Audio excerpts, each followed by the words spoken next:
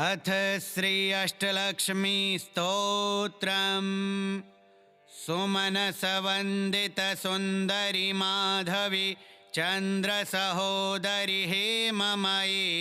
मुनिगणमण्डित मोक्षप्रदायिनि मञ्जुलभाषिणि वेदनुते पङ्कजवासिनि देवसुपूजित सद्गुणवर्षिणि शान्तियुते जय जय हे मधुसूदन कामिनि आदिलक्ष्मि सदा पालय माम्। अहि कलिकल्मषनाशिनि कामिनि वैदिकरूपिणि वेदमयि क्षीरसमुद्भव मङ्गलरूपिणि मन्त्रनिवासिनि मन्त्रनुते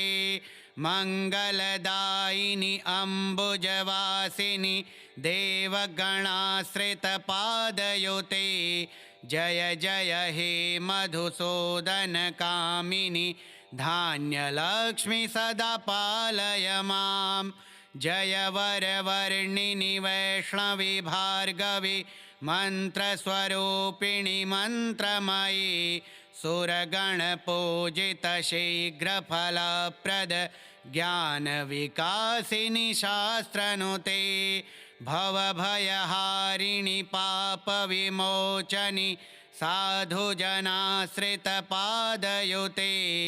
जय जय हे मधुसूदन कामिनि धैर्यलक्ष्मि सदा पालय माम्। जय जय दुर्गतिनाशिनि कामिनि सर्वफलप्रद शास्त्रमयि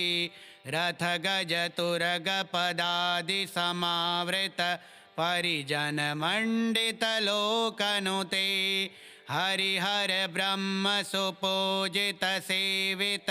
तापनिवारिणि पादयुते जय जय हे मधुसूदन कामिनि गजलक्ष्मी रूपेण पालय माम्। अहि खगवाहिनि मोहिनि चक्रिणि रागविवर्धिनि ज्ञानमयि गुणगणवारिधि लोकहितैषिणि स्वरसप्तभूषितगाननुते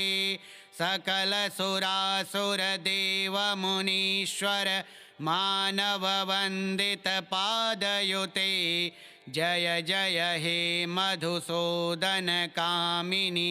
सन्तानलक्ष्मि त्वं पालय माम्। जय कमलासनि सद्गतिदायिनि ज्ञानविकासिनि गानमयि अनुदिनमर्चित कुङ्कुमधूसर भूषितवासितवाद्यनुते कनकधरास्तुति वैभववन्दित शङ्करदेशिकमान्यपदे जय जय हे मधुसूदन कामिनि विजयलक्ष्मि सदा पालय माम्। प्रणतसुरेश्वरि भारति भार्गवि शोकविनाशिनि रत्नमयि मणिमयभूषितकर्णविभूषण शान्तिसमावृतहास्यमुखे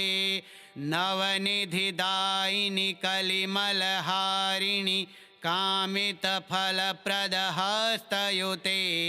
जय जय हे मधुसूदन कामिनि विद्यालक्ष्मि सदा पालय माम्। धिमि धिमि धिं धिमि धिं धिमि धिं धिमि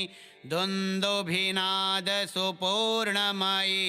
घुम घुम घुं घुम घुं घुम घुं घुम शङ्खनिनाद सुवाद्यनुते वेदपुराणेतिहास सुपूजित वैदिकमार्गप्रदर्शयुते जय जय हे मधुसूदन कामिनि धनलक्ष्मी रूपेण पालय माम्। सुमनसवन्दित सुन्दरि माधवी चन्द्रसहोदरि हेममयी मुनिगणमण्डित मोक्षप्रदायिनि मञ्जुलभाषिणि वेदनुते पङ्कजवासिनि देवसुपूजित सद्गुणवर्षिणि शान्तियुते जय जय हे मधुसूदनकामिनि आदिलक्ष्मि सदा पालय माम्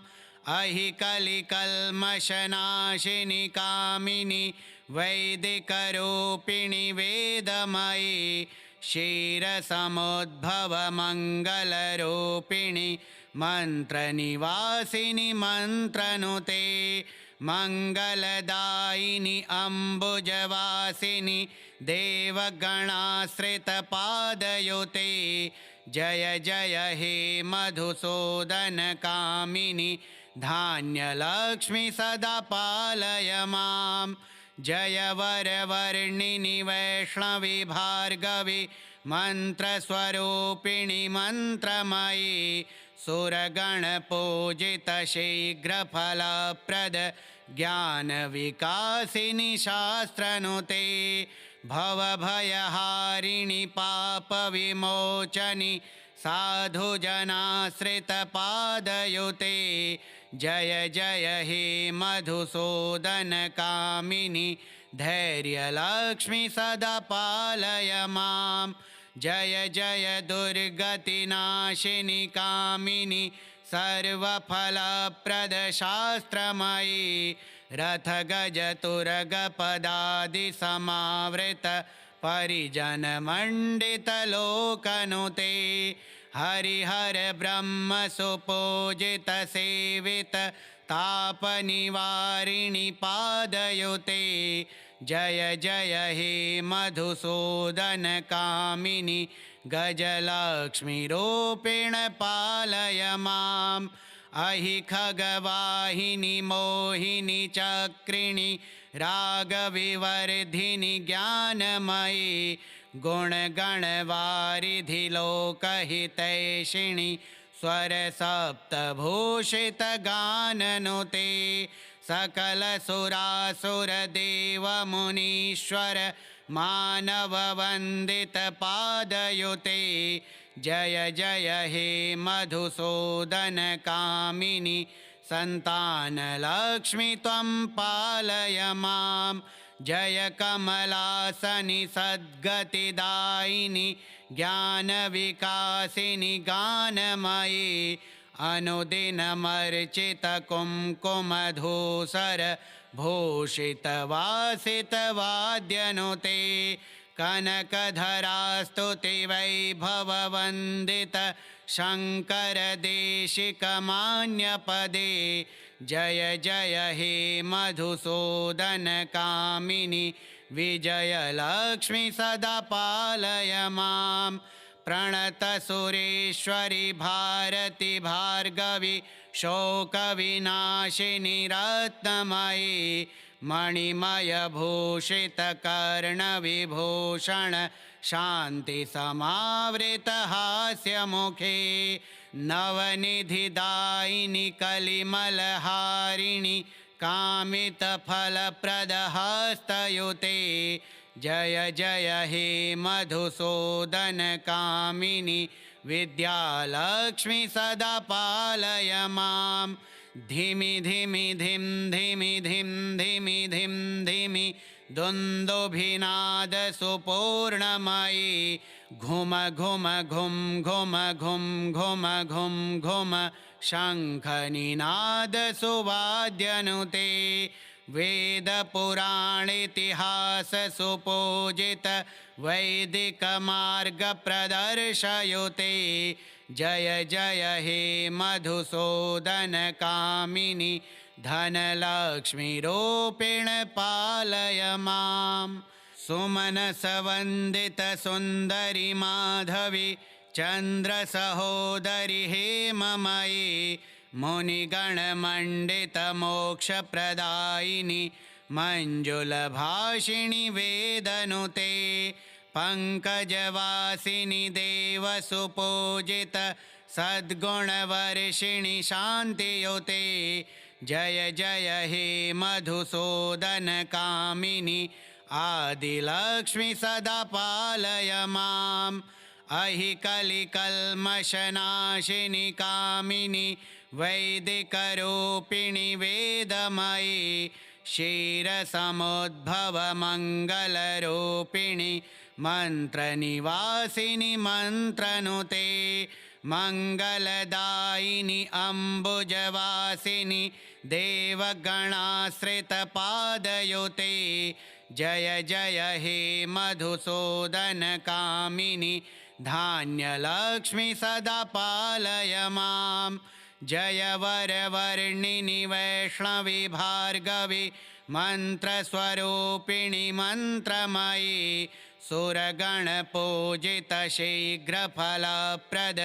ज्ञानविकासिनि शास्त्रनुते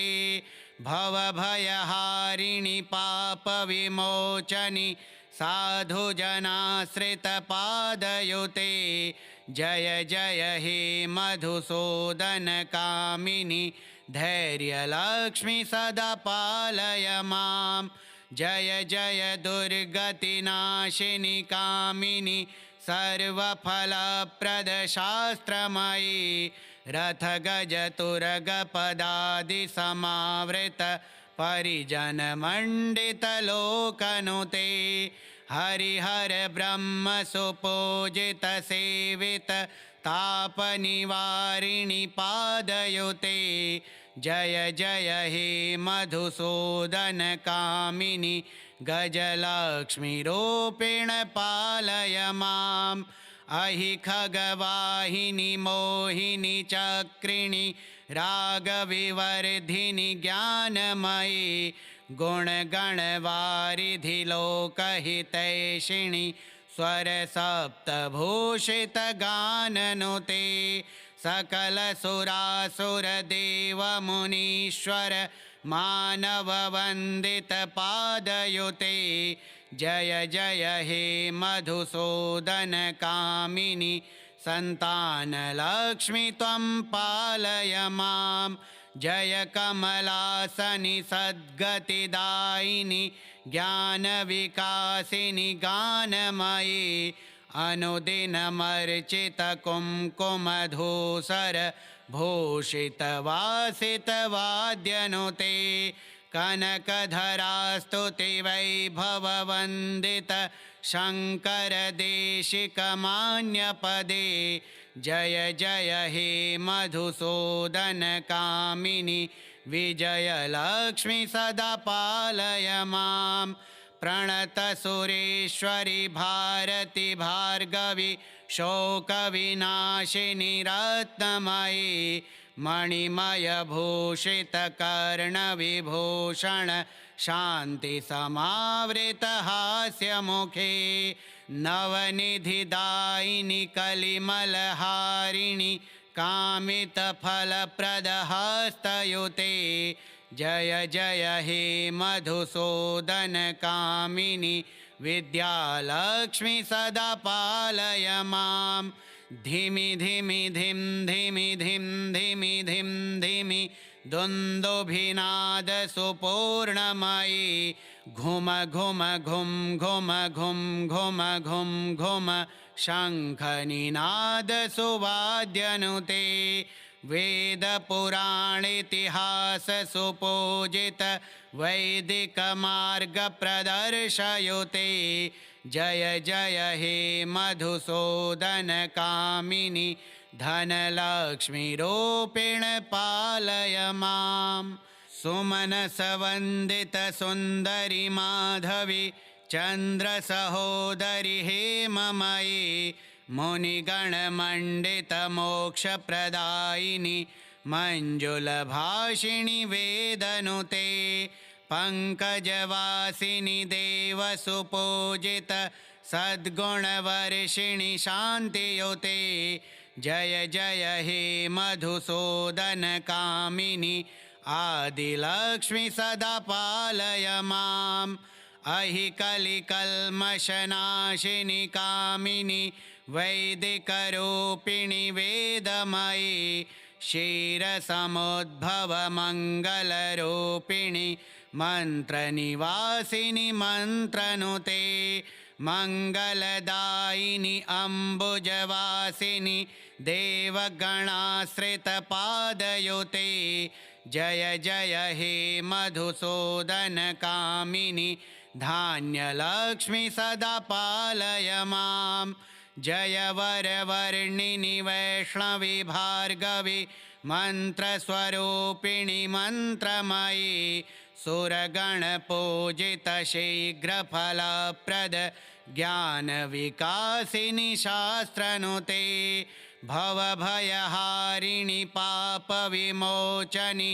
साधुजनाश्रितपादयुते जय जय हे मधुसूदनकामिनि धैर्यलक्ष्मी सदा पालय मां जय जय दुर्गतिनाशिनि कामिनि सर्वफलप्रदशास्त्रमयि रथगजतुरगपदादिसमावृत परिजनमण्डितलोकनुते हरिहर ब्रह्म सुपूजित सेवित तापनिवारिणि पादयुते जय जय हे मधुसूदनकामिनि गजलक्ष्मीरूपेण पालय माम् अहि खगवाहिनि मोहिनि चक्रिणि रागविवर्धिनि ज्ञानमयि गुणगणवारिधि लोकहितैषिणि स्वरसप्तभूषितगाननुते सकलसुरासुरदेवमुनीश्वर मानववन्दितपादयुते जय जय हे मधुसूदनकामिनि सन्तानलक्ष्मी त्वं पालय मां जय कमलासनि सद्गतिदायिनि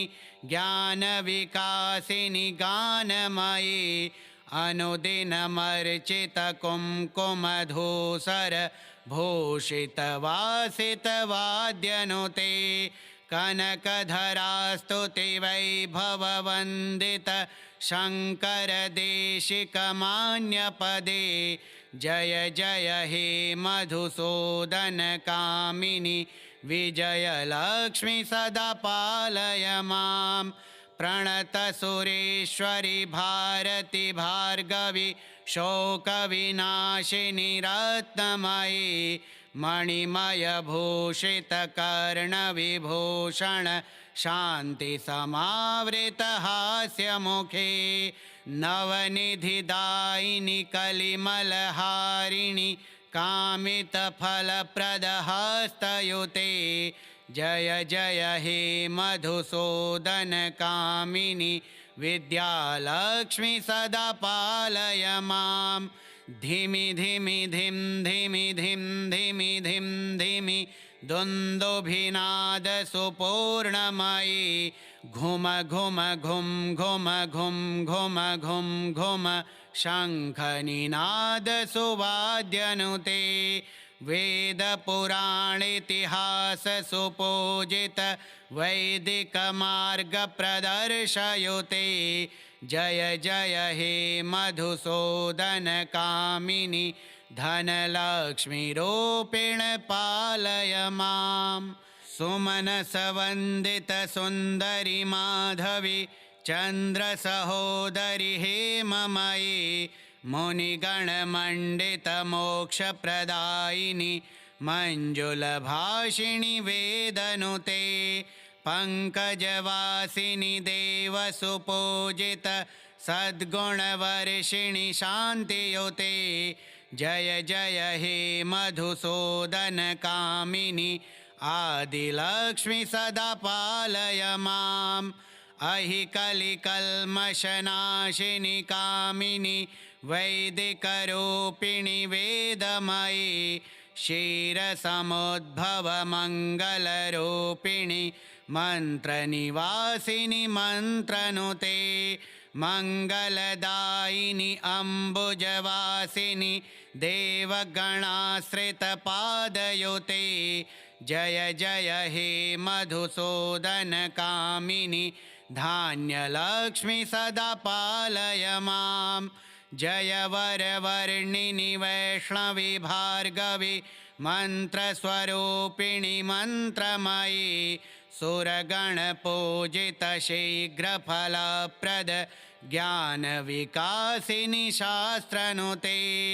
भवभयहारिणि पापविमोचनि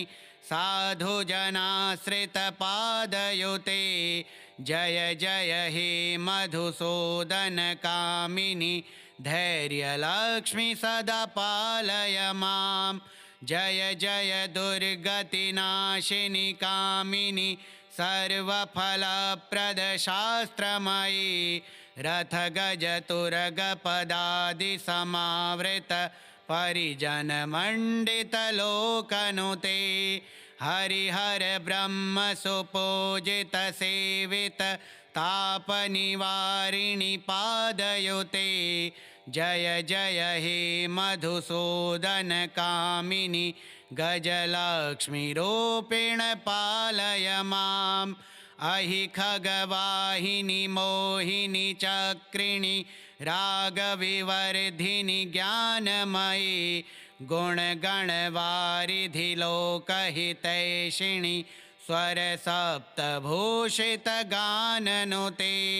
सकलसुरासुरदेवमुनीश्वर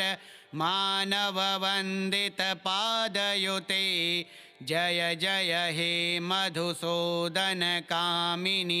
सन्तानलक्ष्मि त्वं पालय मां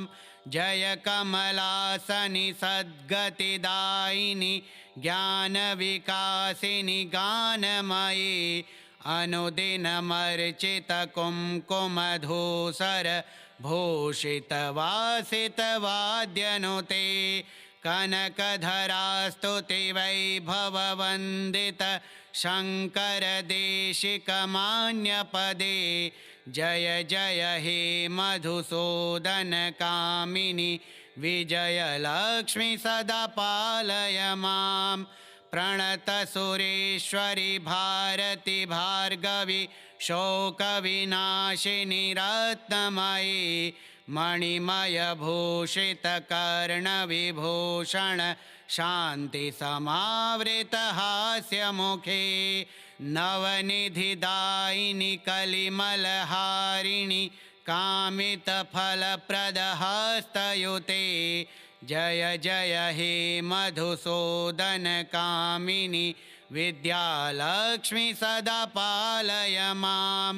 धिमि धिमि धिं धिमि धिं धिमि धिं धिमि दुन्दुभिनादसुपूर्णमयी घुम घुम घुं घुम घुं घुम घुं घुम शङ्खनिनादसुवाद्यनुते वेदपुराणेतिहाससुपूजित वैदिकमार्गप्रदर्शयुते जय जय हे मधुसूदनकामिनि धनलक्ष्मीरूपेण पालय मां श्री अष्टलक्ष्मी स्तोत्रम् श्री अष्टलक्ष्म्यार्पणमस्तु। ॐ श्री गणेशाय नमः। अथ श्रीलक्ष्मीनारायणकवचम् श्रीभैरव उवाच अधुना देवि वक्ष्यामि लक्ष्मीनारायणस्य ते कवचं मन्त्रगर्भं च वज्रपञ्जरकाख्यया श्रीवज्रपञ्जरं नाम कवचं परमाद्भुतं रहस्यं सर्वदेवानां साधकानां विशेषतः यं धृत्वा भगवान् देवः प्रसीदति परः पुमान् यस्य धारणमात्रेण ब्रह्मालोकपितामहः ईश्वरोऽहं शिवो भीमो वासवोऽपि दिवस्पतिः सूर्यस्तेजो निधिर्देवी चन्द्रर्मास्तारकेश्वरः वायुश्च बलवान् लोके वरुणो यादसाम्पतिः कुबेरोऽपि धनाध्यक्षो धर्मराजो यमः स्मृतः यं धृत्वा सहसा विष्णुः संहरिष्यति दानवान् जघान रावणादिश्च किं वक्ष्येऽहमतः परं कवचस्यास्य सुभगे कथितोऽयं मुनिः शिवः त्रिष्टुप्छन्दो देवता च लक्ष्मीनारायणो मतः रमाबीजं पराशक्तिस्तारं कीलकमीश्वरी भोगापवर्गसिद्ध्यर्थं विनियोग इति स्मृतः विनियोगः ॐ अस्य श्रीलक्ष्मीनारायणकवचस्य शिवः ऋषिः त्रिष्टुप्छन्दः श्रीलक्ष्मीनारायणदेवता श्रीं बीजं ह्रीं शक्तिः ॐ कीलकं भोगापवर्गसिद्ध्यर्थे पाठे विनियोगः अथ ध्यानं पूर्णेन्दुवदनं पीता वसनं कमलासनं लक्ष्म्याश्रितं चतुर्बाहुं लक्ष्मीनारायणं भजे इति ध्यानम् ॐ वासुदेवोऽवतु मे मस्तकं सशिरोरुहं ह्रीं ललाटं सदा पातु लक्ष्मीविष्णुः समन्ततः हसः नेत्रेवता लक्ष्मी गोविन्दो जगतां पतिः ह्रीं नासां सर्वदा पातु लक्ष्मीदामोदरः प्रभुः श्रीं मुखं सततं पातु देवो लक्ष्मी त्रिविक्रमः लक्ष्मीकण्ठं सदा पातु देवो लक्ष्मी जनार्दनः नारायणाय बाहू मे पातु लक्ष्मी गदाग्रजः नमः पार्श्वौ सदा पातु लक्ष्मीनन्दैकनन्दनः अं आं इं ईं पातु वक्षो ॐ लक्ष्मी त्रिपुरेश्वरः ॐ ह्रीं ह्रीं पातु कुक्षिं ह्रीं लक्ष्मी गरुडध्वजः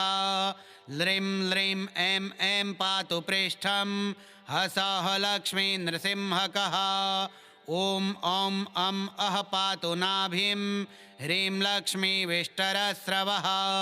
कं खं गं घं गुदं पातु श्रीं लक्ष्मी कैटभान्तकः चं छं जं झं पातु शिष्णं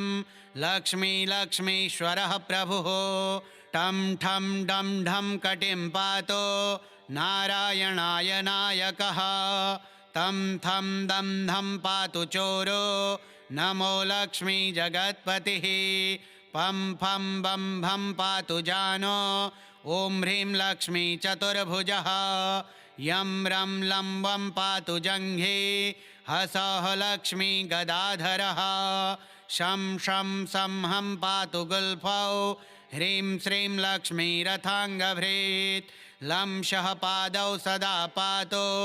मूलं लक्ष्मी सहस्रपात् ngं यं लं नं मं विपातु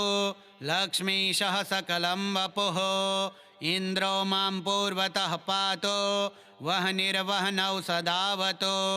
यमो मां दक्षिणे पातु नैऋत्यां निरृतिश्च मां वरुणः पश्चिमे व्यान्मां वायव्येवतु मां मरुत् उत्तरे धनदः पायात् ऐशान्याम् ईश्वरोऽवतु वज्रशक्तिदण्डखड्ग पाशयष्टिध्वजाङ्किताः सशूलाः सर्वदा पान्तो दिगीशाः परमार्थदाः अनन्तः पात्वधो नित्यम् ऊर्ध्वे ब्रह्मावताञ्च मां दशदिक्षु सदा पातु लक्ष्मीनारायणः प्रभुः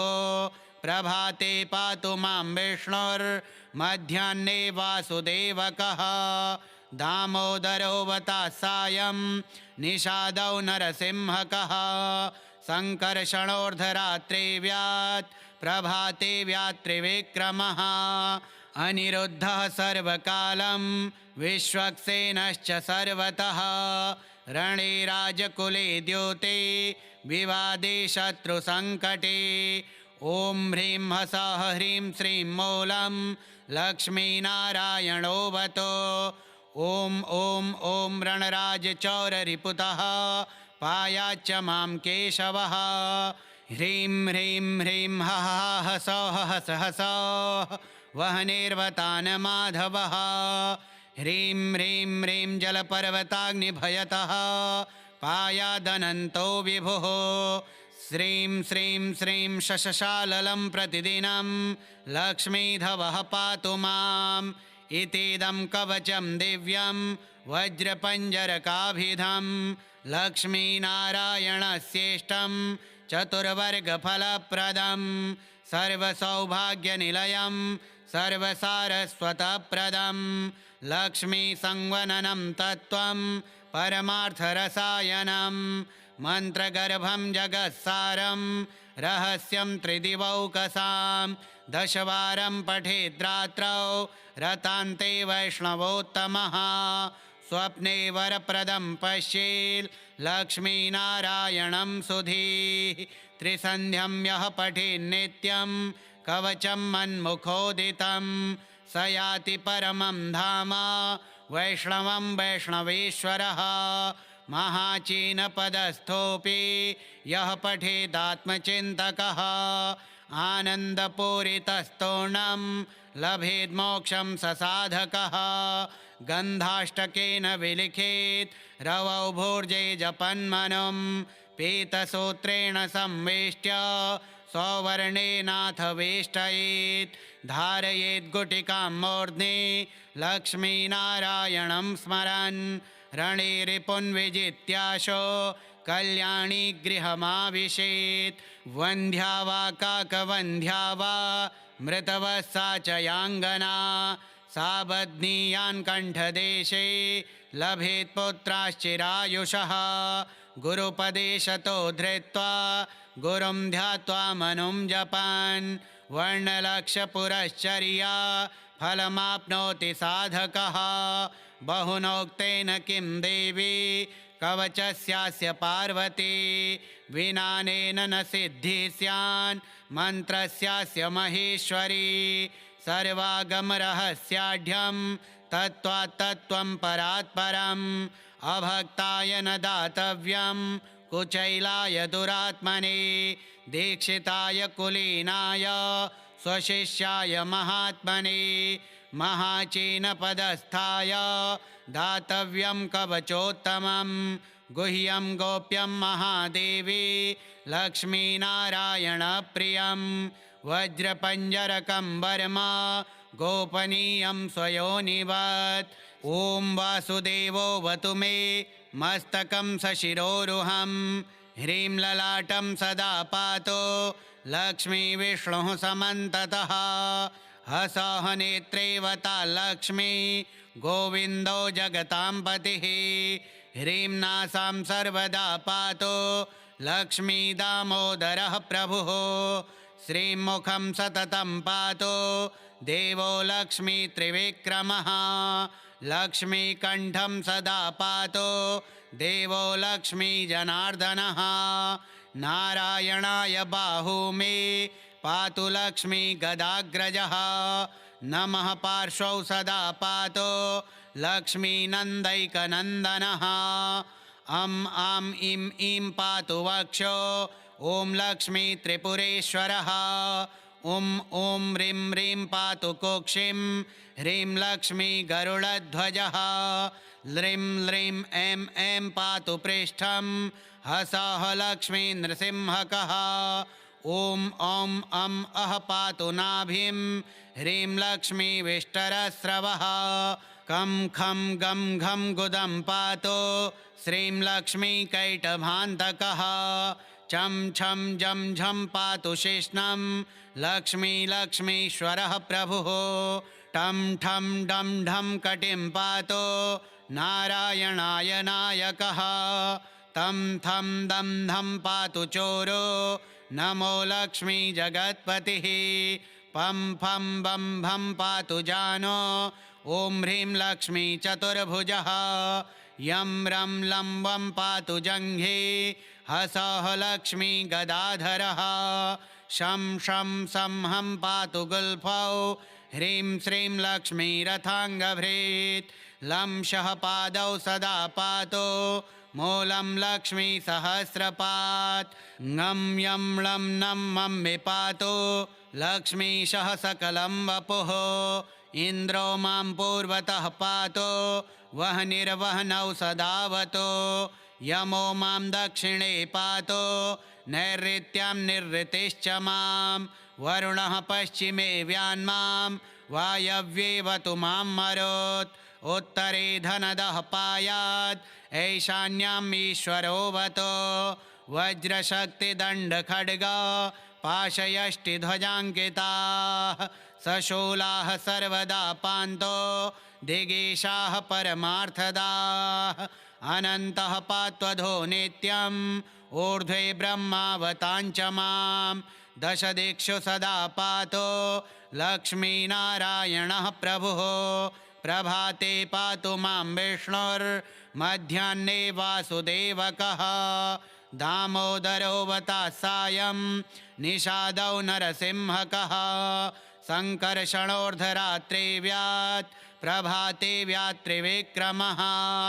अनिरुद्धः सर्वकालं विश्वक्सेनश्च सर्वतः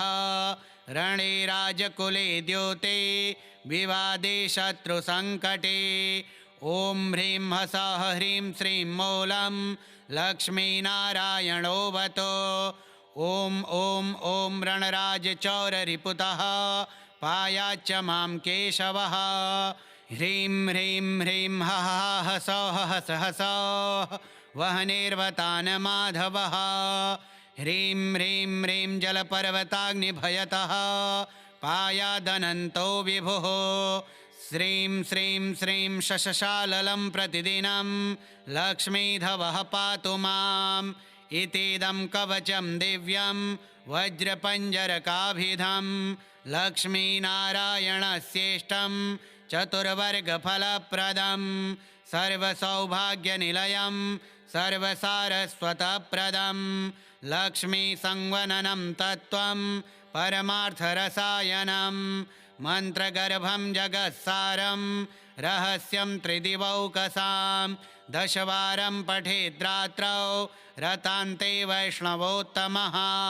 स्वप्ने वरप्रदं पश्येत् लक्ष्मीनारायणं सुधीः त्रिसन्ध्यं यः पठेन्नित्यं कवचं मन्मुखोदितं स याति परमं धाम वैष्णवं वैष्णवेश्वरः महाचीनपदस्थोऽपि यः पठेदात्मचिन्तकः आनन्दपूरितस्तोणं लभेद्मोक्षं ससाधकः गन्धाष्टकेन विलिखेत् रवौ भूर्जे जपन्मनं पीतसूत्रेण संवेष्ट्य सौवर्णेनाथ वेष्टयेत् धारयेत् गुटिकां मूर्ध्नि लक्ष्मीनारायणं स्मरन् रणे रिपुन् विजित्याशो कल्याणी गृहमाविशेत् वन्ध्या वा काकवन्ध्या वा मृतवः च याङ्गना सा बध्नीयान् कण्ठदेशे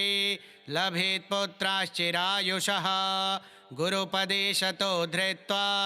गुरुं ध्यात्वा मनुं जपन् वर्णलक्षपुरश्चर्या फलमाप्नोति साधकः बहुनोक्तेन किं देवी कवचस्यास्य पार्वती विनानेन न सिद्धिः स्यान् मन्त्रस्यास्य महेश्वरी सर्वागमरहस्याढ्यं तत्त्वात्तत्त्वं परात्परम् अभक्ताय न दातव्यं कुचैलाय दुरात्मने दीक्षिताय कुलीनाय स्वशिष्याय महात्मने महाचीनपदस्थाय दातव्यं कवचोत्तमं गुह्यं गोप्यं महादेवी लक्ष्मीनारायणप्रियं वज्रपञ्जरकं वर्मा गोपनीयं स्वयोनिवत् ॐ वासुदेवोऽवतु मे मस्तकं सशिरोरुहं ह्रीं ललाटं सदा पातो लक्ष्मीविष्णुः समन्ततः हसः नेत्रेवता लक्ष्मी गोविन्दो जगतां पतिः ह्रीं नासां सर्वदा पातो लक्ष्मीदामोदरः प्रभुः श्रीमुखं सततं पातो देवो लक्ष्मीत्रिविक्रमः लक्ष्मीकण्ठं सदा पातो देवो लक्ष्मीजनार्दनः नारायणाय बाहू मे पातु लक्ष्मीगदाग्रजः नमः पार्श्वौ सदा पातो लक्ष्मीनन्दैकनन्दनः अं आं इं ईं पातु वक्षो ॐ लक्ष्मी त्रिपुरेश्वरः ॐ ॐ ह्रीं ह्रीं पातु कुक्षिं ह्रीं लक्ष्मी गरुडध्वजः ल्रीं ल्रीं ऐं ऐं पातु पृष्ठं हसः लक्ष्मी नृसिंहकः ॐ ॐ अं अः पातु नाभिं ह्रीं लक्ष्मी विष्टरस्रवः कं खं गं घं गुदं पातु श्रीं लक्ष्मी कैटभान्तकः चं छं जं झं पातु शिष्णं लक्ष्मी लक्ष्मीश्वरः प्रभुः टं ठं डं ढं कटिं पातु नारायणाय नायकः तं थं दं धं पातु चोरो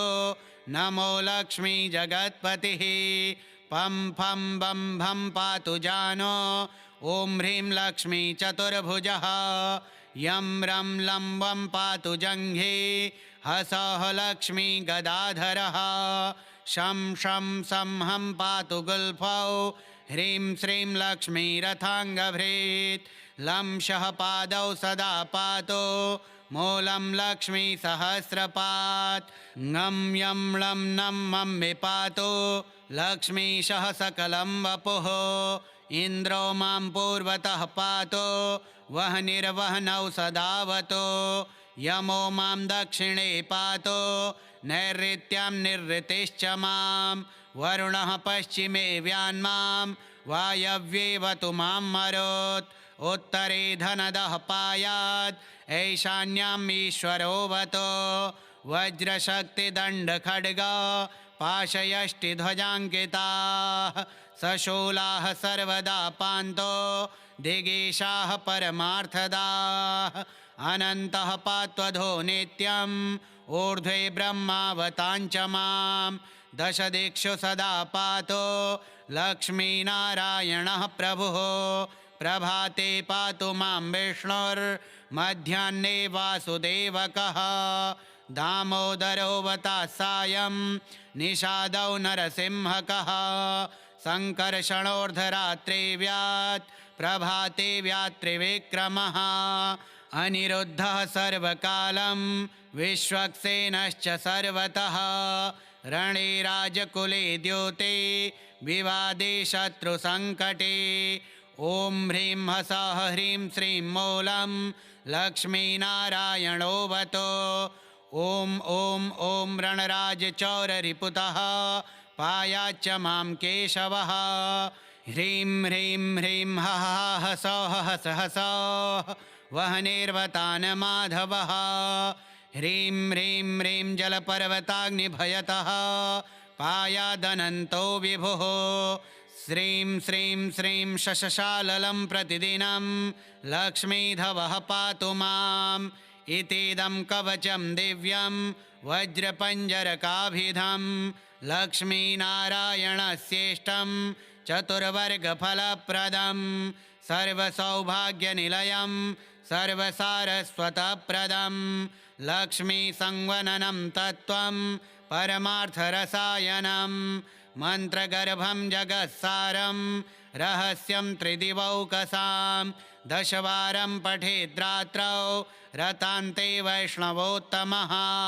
स्वप्ने वरप्रदं पश्येत् लक्ष्मीनारायणं सुधीः त्रिसन्ध्यं यः पठेन्नित्यं कवचं मन्मुखोदितं स याति परमं धाम वैष्णवं वैष्णवेश्वरः महाचीनपदस्थोऽपि यः पठेदात्मचिन्तकः आनन्दपूरितस्तोणं लभेद्मोक्षं ससाधकः गन्धाष्टकेन विलिखेत् रवौ भूर्जे जपन्मनुं पीतसूत्रेण संवेष्ट्य सौवर्णेनाथ वेष्टयेत् धारयेत् गुटिकां मूर्ध्नि लक्ष्मीनारायणं स्मरन् रणे रिपुन् विजित्याशो कल्याणी गृहमाविशेत् वन्ध्या वा काकवन्ध्या वा मृतवः च याङ्गना सा बध्नीयान् कण्ठदेशे लभेत् पुत्राश्चिरायुषः गुरुपदेशतो धृत्वा गुरुं ध्यात्वा मनुं जपन् वर्णलक्षपुरश्चर्या फलमाप्नोति साधकः बहुनोक्तेन किं देवी कवचस्यास्य पार्वती विनानेन न सिद्धिः स्यान् मन्त्रस्यास्य महेश्वरी सर्वागमरहस्याढ्यं तत्त्वात् तत्त्वं परात् परम् अभक्ताय न दातव्यं कुचैलाय दुरात्मने दीक्षिताय कुलीनाय स्वशिष्याय महात्मने महाचीनपदस्थाय दातव्यं कवचोत्तमं गुह्यं गोप्यं महादेवी लक्ष्मीनारायणप्रियं वज्रपञ्जरकं वर्मा गोपनीयं स्वयोनिवत् ॐ वासुदेवो वतु मे मस्तकं सशिरोरुहं ह्रीं ललाटं सदा पातु लक्ष्मीविष्णुः समन्ततः हसः नेत्रेवता लक्ष्मी गोविन्दो जगतां पतिः ह्रीं नासां सर्वदा पातु लक्ष्मी दामोदरः प्रभुः श्रीमुखं सततं पातु देवो लक्ष्मी त्रिविक्रमः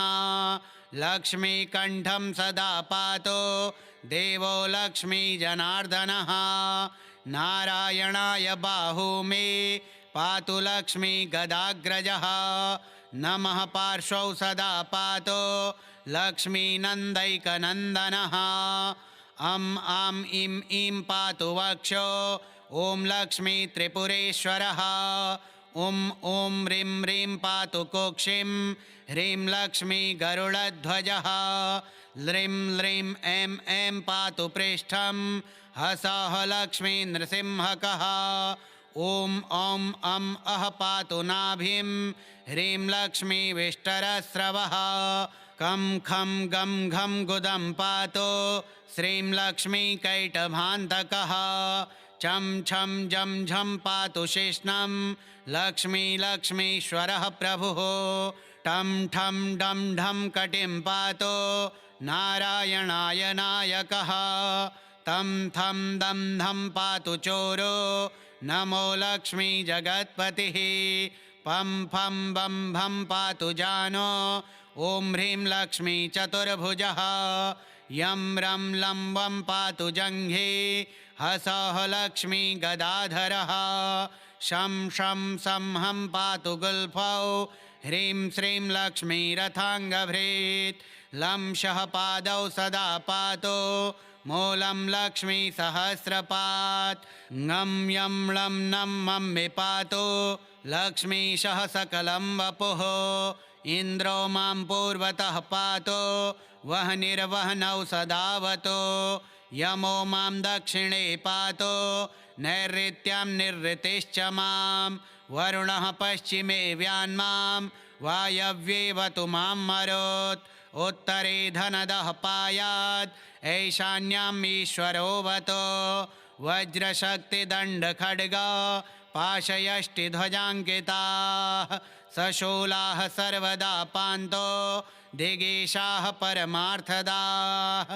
अनन्तः पात्वधो नित्यम् ऊर्ध्वे ब्रह्मावताञ्च मां दशदिक्षु सदा पातु लक्ष्मीनारायणः प्रभुः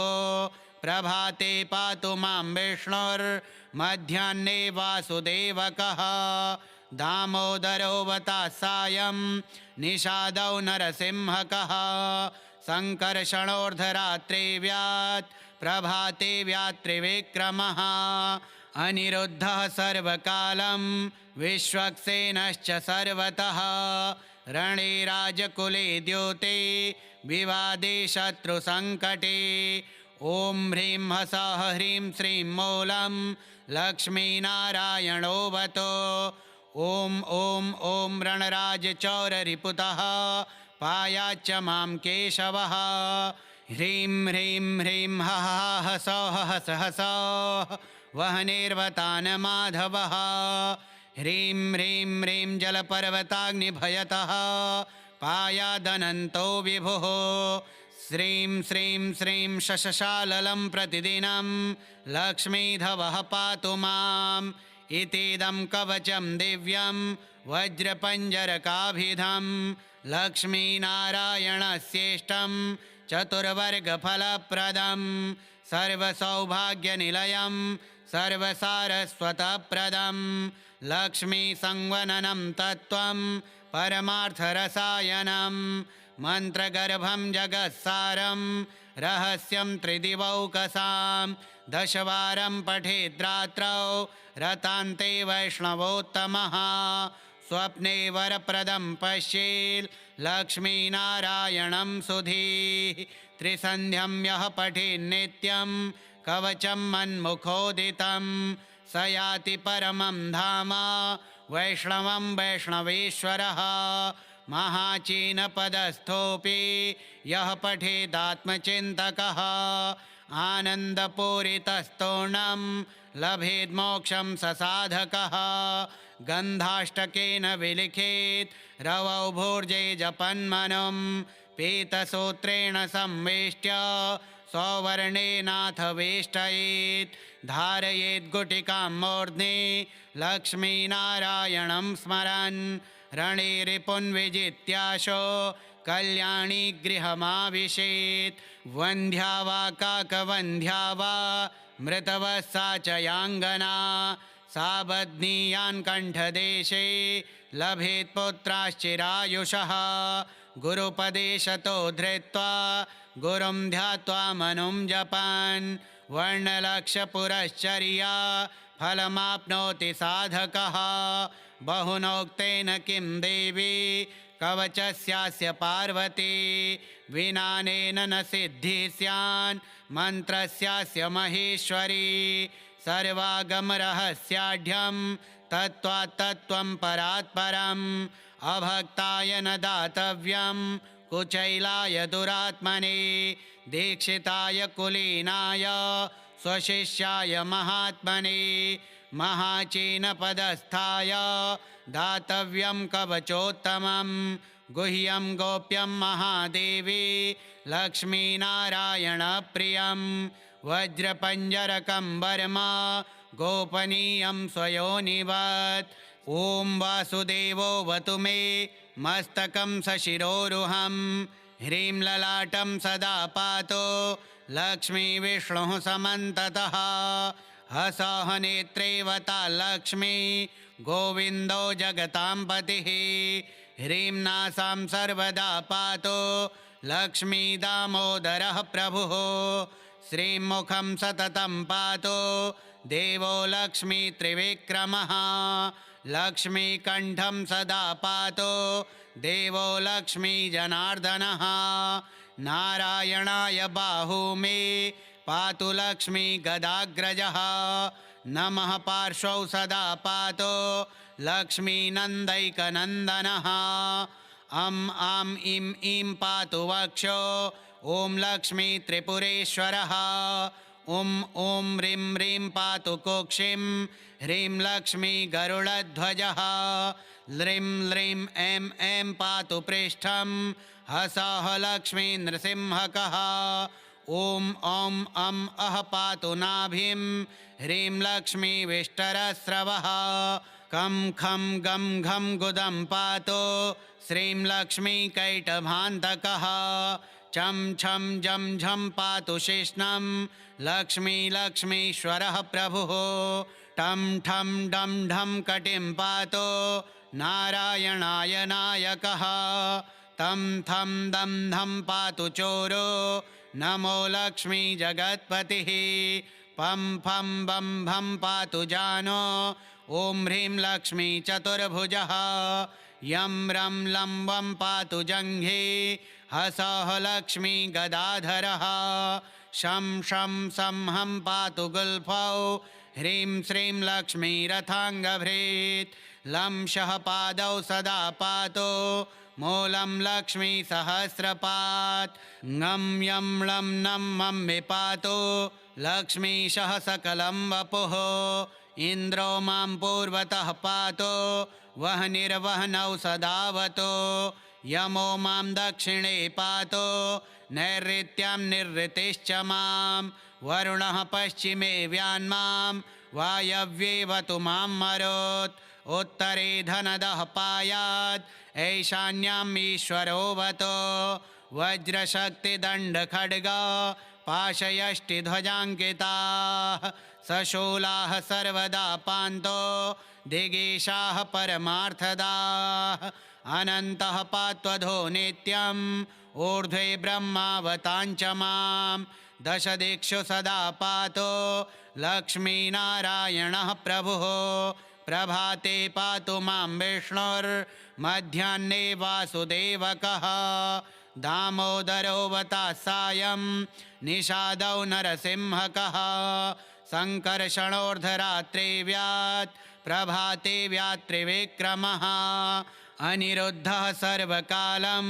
विश्वक्सेनश्च सर्वतः रणे राजकुले द्योते